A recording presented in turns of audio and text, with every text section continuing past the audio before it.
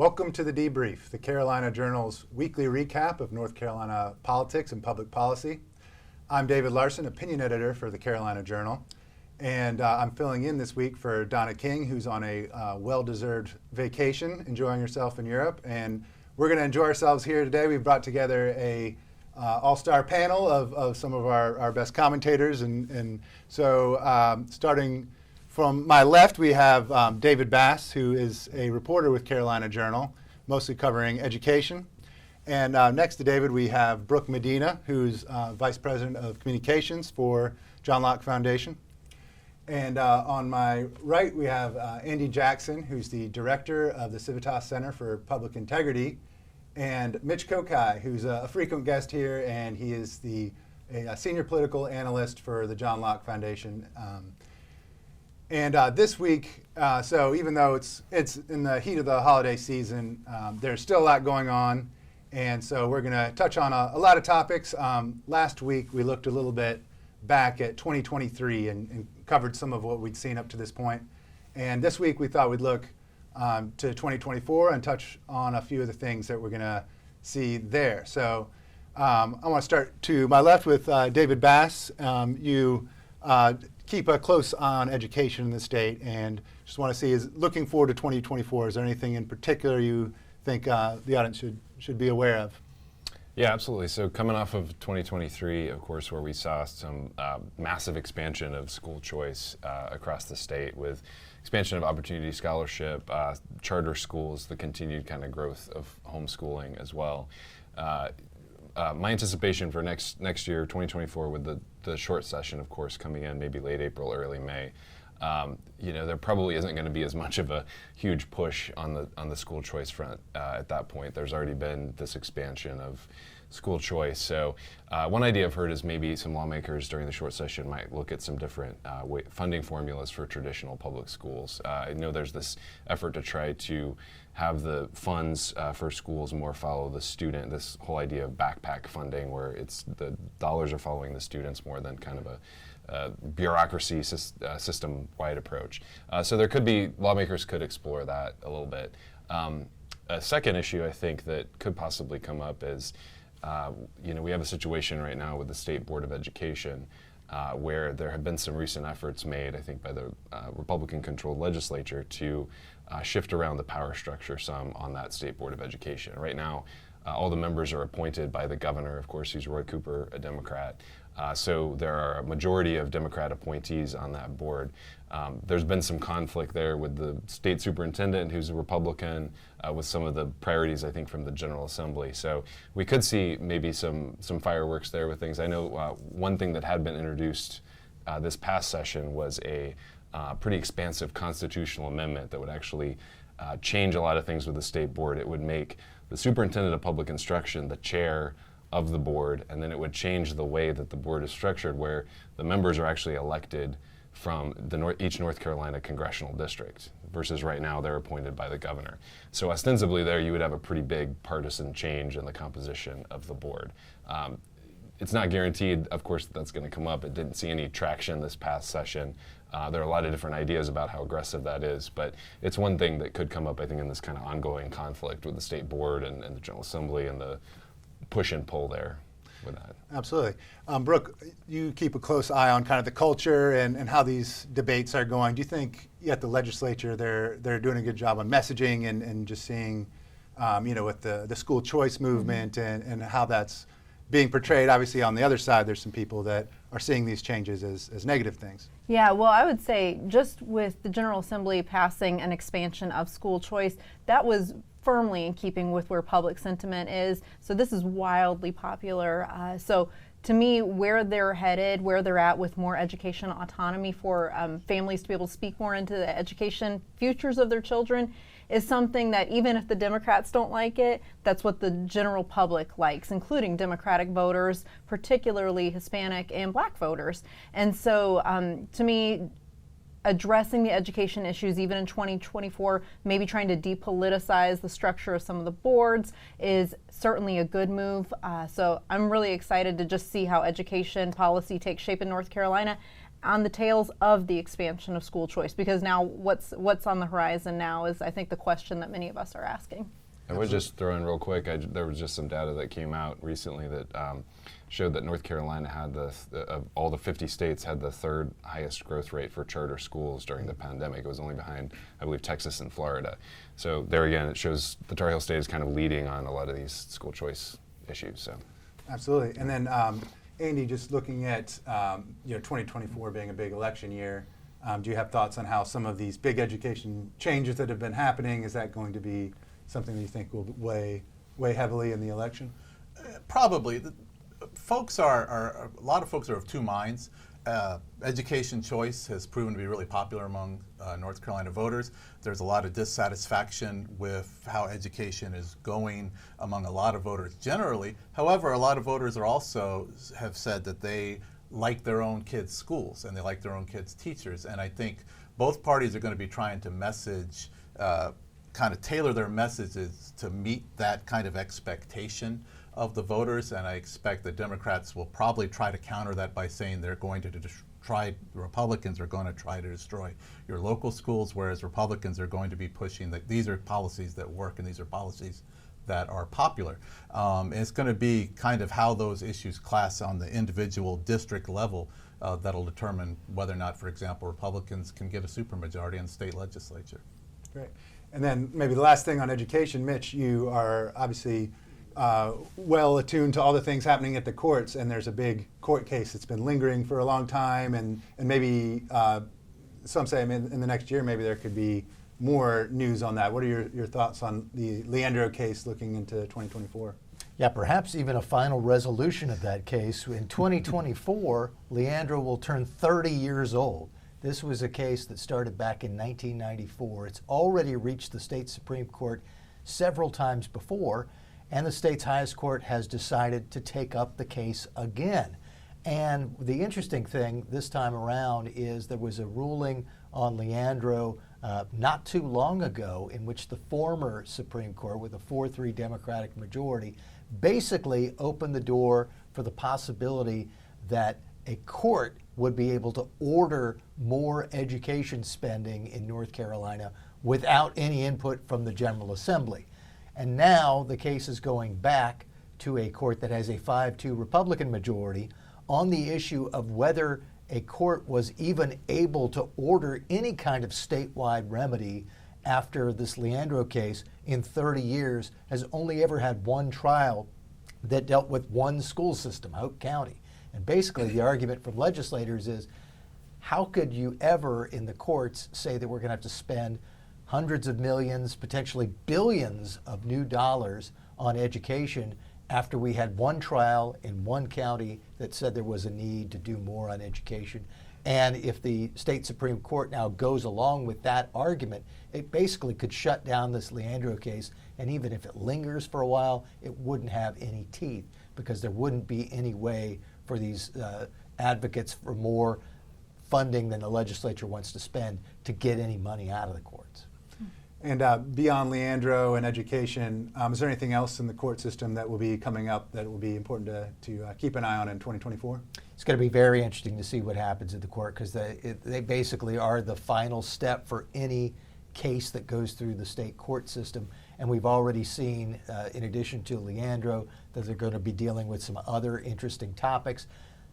This is still at the trial court level, but it's entirely likely that we will see the state Supreme Court deal with a couple of cases that are called Cooper v. Berger, where our Democratic governor is challenging our Republican legislative leaders over appointments to boards and commissions, and also over the new structure that is planned in law for the State Board of Elections, replacing a board that now has 3 Democrats and 2 Republicans because of the Democratic governor, to a board that would have 4 Democrats and 4 Republicans, and also county boards of elections would be split evenly between Democrats and Republicans.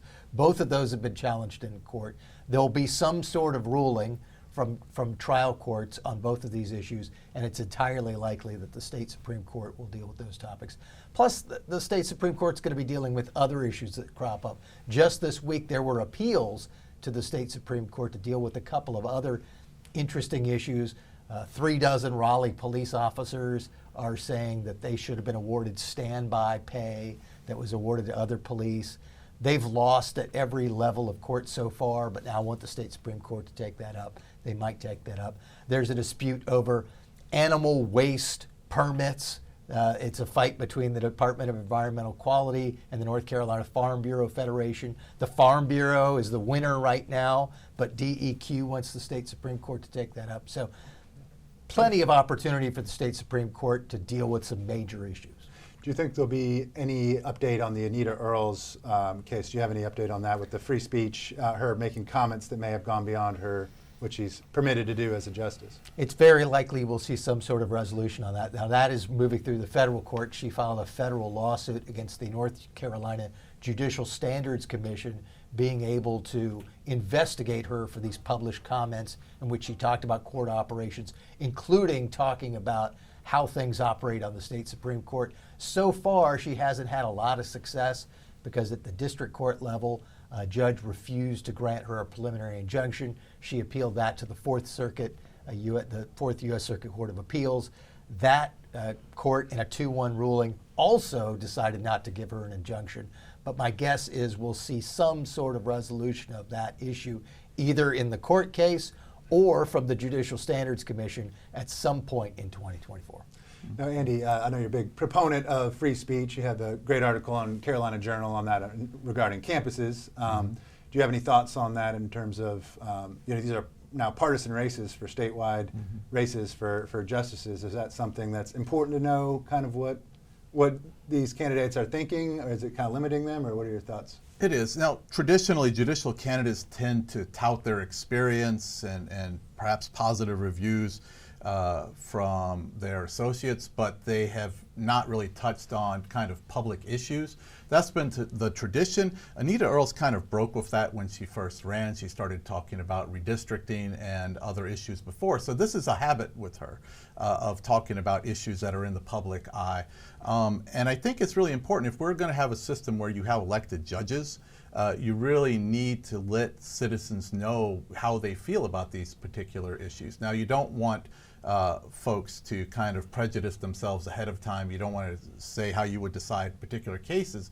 But I think it's important for voters to have a general view of which way a judge would go on particular issues. So I think it's not just good for Earls, it's probably good for voters writ large if she's able to express her opinions. And certainly there are restrictions or controls. You don't want to have her saying things that will undermine the court system or will perhaps make people think that she can't decide a case fairly, but she should be able to talk about issues that are in the public eye. And part of the issue with her suit is that she says it's kind of unclear what the rules say about what she can and can't say. She was basically saying things about the way the courts operate without talking about specific cases, without naming any decision or any fellow judge and what they said or did. But basically she's saying, if the Judicial Standards Commission could stop me from saying what I did say, that chills my speech. And so it'll be interesting to see how that comes out. Absolutely. Brooke, do you have any thoughts on that, just in terms of free speech and to what degree the justices should be able to express their opinions if we need to rethink the Judicial Standards Commission's current rules? Yeah, I mean, I just think from the average voter perspective or the average American, free speech, the First Amendment, bedrock of our republic and what it means to be an American. And so I would say what I think is particularly of note and interesting for the average person is just this actually mirrors in a lot of ways President Trump's claims about some, squashing of free speech and First Amendment rights. And so, his ability to say certain things in the public eye, hers as an elected judge. Where are the boundaries? Her desire for more clarity makes sense to me in a lot of ways. Of course, like Andy said, you don't want her speaking on specific cases and how she would rule, but because we have judicial elections and because our judiciary isn't going to be exclusively impartial in a way that that maybe judicial appointments might be perceived to behave, it's important for voters to get a gauge on what her sentiment is. Okay. Now, sticking with you, we're going to change gears a little bit. And I know the economy and inflation, those are some big topics right now, and looking forward to 2024, just seeing, kind of, I know something you're keeping an eye on. What are your thoughts there? Yeah, I mean, voter sentiment on the economy, particularly those that are under 44 years old, is that they're not optimistic. They are nowhere near where their parents were. We've been saying this for years, right? That there's this failure to launch, there's this delay in buying homes, delay in buying families, delay in having families. We don't buy families there. But there are these chronic delays, and oftentimes in the past, that was blamed on just, coddling children and not making them grow up. But as of late, it seems it's increasingly, they want to grow up, millennials and Gen Z, but the economy is holding them back in a lot of ways. And so they are living in this gig economy mindset. They're delivering DoorDash orders, they're becoming an Uber driver, or just having an Airbnb on the side that they rent out. And so they don't have the same sort of career path that their parents oftentimes did. And that's actually led to an increase in just pessimism about what the economy is like, what their future prospects are like. And they're going to take that opinion into the voting booth. We know that the economy is always a top priority when people vote for president, as well as some other offices. And so when you compare where the economic optimism was under then President Trump with where it's at with Biden now, it's doubled, the pessimism has. And so I think that's notable. Even if things are improving on the economy side, it is not translating into voter perception. And we know oftentimes perception is reality for a lot of folks and when they go into that voting booth. So it'll be interesting to see how maybe Biden's team pivots and tries to make lemonade out of these lemons. We'll see. Yeah, and David, I know you have a recent article on, she's talking about perception being reality. A lot of people are going out there and they're shopping and they're trying to have big meals with their family and they're seeing a difference in pricing. But you had an article recently that looked at some of that in terms of holiday pessimism at kind of sticker shock. Yeah, I mean, it's interesting. A lot of times I think about it, like I look back at 2019 and think about all that's happened just since then, of course, as a nation, with the pandemic, with our politics even, but just looking at inflation since then, it's pretty remarkable to see how the prices have changed. So the article I wrote, it cited one study that found there had been, just looking at Christmas, the cost of like traditional Christmas items, meals and gifts and travel even, that sort of thing. And overall, it was about a 20% increase just since 2021 alone. So that's just the last couple of years we've seen that. So, and I think one important thing to talk about with inflation too is that it's those who are decidedly middle class, upper middle class. It's like it's a nuisance, but really for poor, lower middle class, I mean, it is a huge impact on whether they can, the cost of gas to get to work or just the essentials of groceries, all those sorts of things, not the discretionary things that we might sometimes think of, but just really the essentials. And a lot of times, the wages aren't keeping up with that, and it's really hurting people. So, and yeah, in 2024, I mean, I think the Biden administration is saying, the economy is great, everything's coming along well, we've had all this good news, but a lot of people on the ground are feeling it in their pocketbooks, and it's going to impact the way things go next year for sure. And the thing is, we hear from the Biden administration and others, inflation has gotten down to around 3%. It's getting close to the Federal Reserve Board's target of 2%. But you have to remember, this is 3% on top of the prior year's double-digit inflation. And so that is a reoccurring penalty on wages that people are experiencing. So it's not like, well, if we get this down to the target of 2%, everything's going to be great. No, it's not going to be great for a lot of people because there are still these prices that they saw got out of control, and it's going to be continuously affecting their pocketbooks. Yeah, because the prices aren't coming down; they're just rising at a slower level. So for a lot of people, their wages haven't risen to keep up with that level. So, in terms of elections, just to pivot to that, what are you seeing? I know there's a lot of big updates. Obviously the redistricting that just happened, and it's being a presidential year election. There's bound to be a lot of big stories in 2024. What do you think in North Carolina we should be watching for? Well, In North Carolina, we have a strong legislative system, so you really want to look at legislative races. We kind of have the full menu of races going on this year. Republicans have a slightly better chance than they did baseline compared to 2022. Now, 2022 in North Carolina was what we call a red wave year in North Carolina. That's kind of normal in presidential midterms. The party that's out of power tends to do better in those midterm elections. North Carolina Republicans did do well.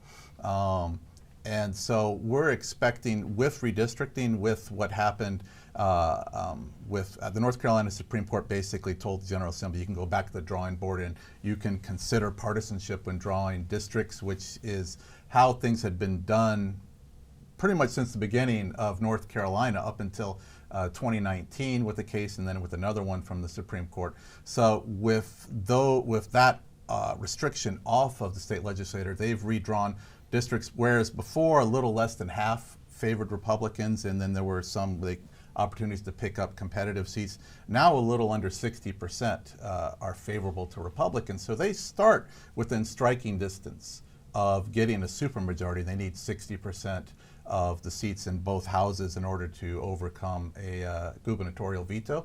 So they're already close to that. They still have to win some of these competitive seats, so it's not going to just be handed to them. On the congressional side, it's even more extreme. They went from a 7-7 split to a likely 10-4 split unless something unusual happens. And that's an increase of from 50% to about 70%. So on the congressional side, we're expecting to see a pretty big Republican jump. State legislative side, it's probably still going to hover right around that 60% supermajority level. There are a few competitive races out there. I think one most people are going to be watching, for example, is certainly North Carolina House 105, which is Tricia Cotham's district. She had run as a Democrat, had changed parties, which gave Republicans the supermajority in the House. Her main primary opponent is going to be running again, so we may see a rematch of that race, except instead of being in the Democratic primary as in 2022, it's going to be in the general election in 2024. I'm expecting that to be, if not the most expensive state legislative race, it's going to be right on up there because everybody's going to be watching it. That the district there in southern Mecklenburg County is, we call it an R+2, which is slightly favors Republicans. But Mecklenburg County has been shifting towards the Democrats, so it could be a really, really interesting race. Absolutely. The ones I'm keeping out a little bit, just seeing that, like you said, the Democrats had 7, and then now they're likely to lose 4. So the 3 seats that are moving away from them, looks like the Democrats have almost, the incumbent Democrats have almost ceded a loss there. So Jeff Jackson, Kathy Manning, and now Wiley Nickel just also announced. So all 3 of those, they're kind of seeing the writing on the wall, and they're bound to be interesting primaries in those districts. So Bo Hines, who had Trump's endorsement last time, looks like Trump just announced that he was endorsing a different, I believe his name was McDowell, somebody I hadn't, I guess he's a staffer for Ted Budd. So that will definitely be another interesting one. But Mitch, in terms of a court case, he mentioned redistricting. Do you think there's a likelihood that these new districts, after all the lawsuits and all these new districts that were drawn, are these likely to see any major hurdles in 2024?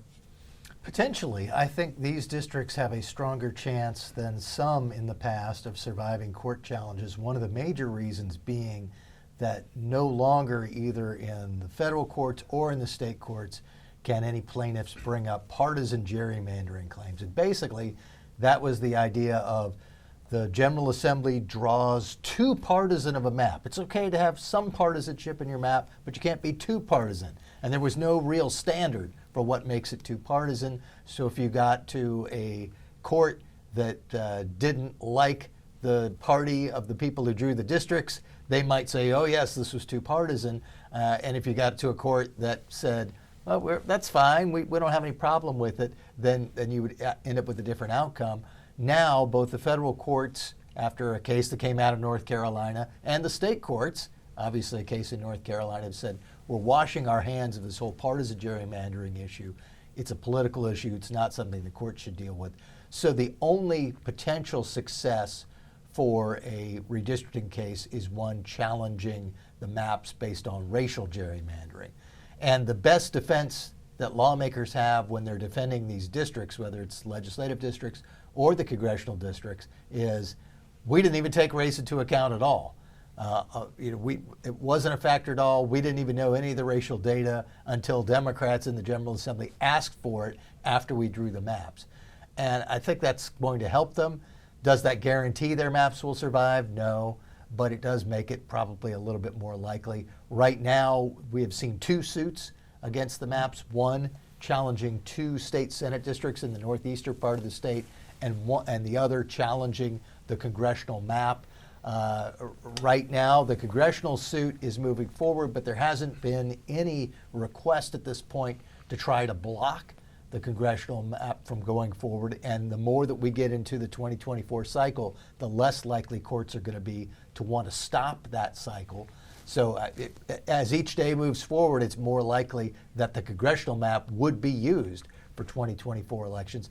On the state Senate side, the plaintiffs are really trying to push to get some sort of preliminary injunction, so those districts have to be redrawn again. But at this point, because they waited so long to file their suit, and a federal judge wasn't willing to go along with a crazy timeline that called for everything to be resolved over Thanksgiving weekend, that also makes it less likely that the districts will change. I wouldn't place any money that the districts that we have now are going to be used for the rest of the decade, but I also think that's a more likely outcome than what we saw in the last decade when we basically had to change districts almost every time. Now, Brooke, looking at all of these races, there's a lot of interesting ones. North Carolina, obviously, we're going to be voting on president, but also the whole Council of State and congressional and legislative. Is there anything that kind of you're keeping an eye on that looks pretty interesting to you? I'm curious to see how the gubernatorial race shakes out. I think that the Republican primary is getting a little heated, and I assume it will be with Lieutenant Governor Mark Robinson. He is a presence. He just has that stage presence. He has a charisma that draws a lot of Republican primary voters to him. And then now we have Bill Graham, who has entered the race.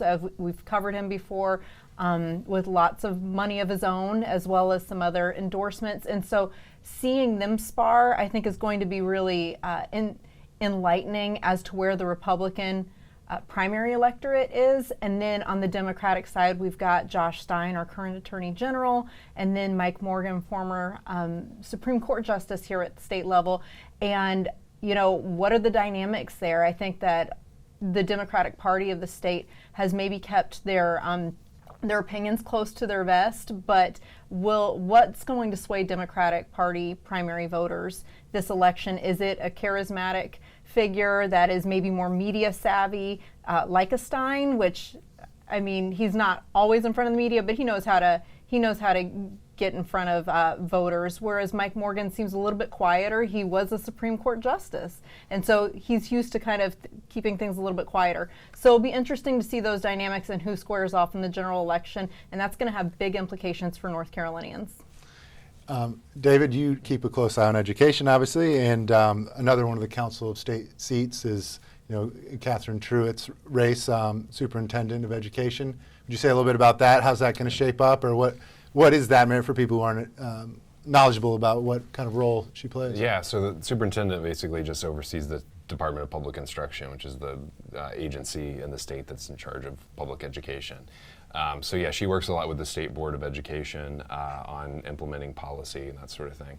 The race next year could be very interesting. It's as I mentioned on the show last week, it's one of 3 Council of State races that has an incumbent in there, and the other 2 with Troxler and Elaine Marshall, they've been in office for a really, really long time. So the race next year with Truitt, it's her first term, could be really interesting. She's already, so filing has not closed yet for the primary. It closes tomorrow, Friday. So there's still a possibility of seeing some new candidates enter that race. But so far she does have, Kathy Truitt does have a challenger in the Republican primary. And she's also has a Democrat challenger who has filed as well. So there will be a primary there on the Republican side, and then of course the general election, we'll see where that goes with things. But I think it'll definitely be a competitive seat. It'll just be interesting to see how it unfolds as a Council of State race next year. And the only other Council of State member who is running as an incumbent is Mike Causey, the insurance commissioner. But if you look at the 10 Council of State seats, which are our statewide executive branch positions, we're one of the few states that has that many executive branch positions that run. This is a rarity in that there are so many of them that are open. Governor is open. Lieutenant governor is open. Treasurer is open. Auditor has an appointed person in there, but that's essentially open as well. So it's going to be wide open. We also have a big state Supreme Court race, all kinds of interesting things on the ballot. And another thing is on the candidate filing front. Democrats so far seem to have done a better job than they did in 2022 about recruiting candidates.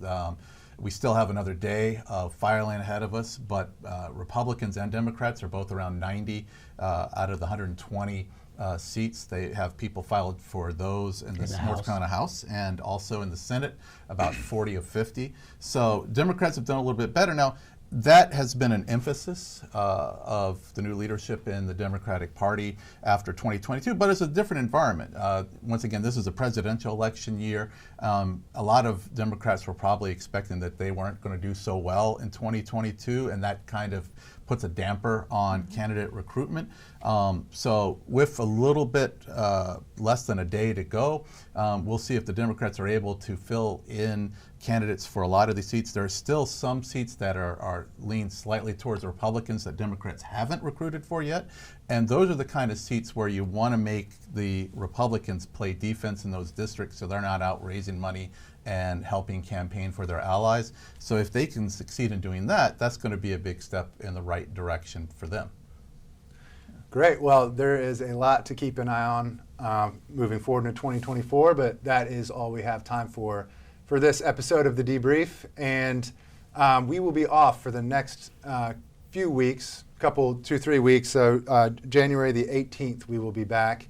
And then a little later in January, we will also be at the Conservative Leadership Conference that the John Locke Foundation puts on as well. So keep an eye out on that. Also, if you are a regular watcher, we'd love it if you would like and subscribe and share and do all those great things. But until the next episode, thank you a lot for watching, and have a Merry Christmas.